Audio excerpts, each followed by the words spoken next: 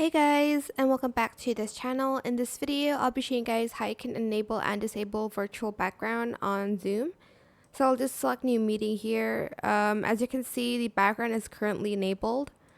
To turn it off, you simply just go to video here, select the select arrow, and then you're going to select adjust background effects, and you're just going to select none if you want to turn off the virtual background.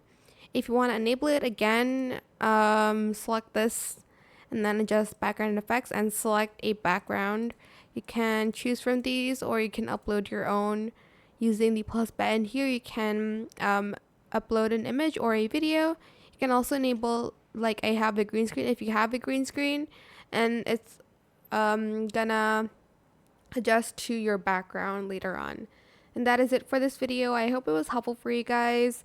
Don't forget to like, comment, share, and also subscribe to this channel if you haven't done that already. If you have any more questions about this video, just leave it in the comment section down below. I will try my best to answer them all for you guys.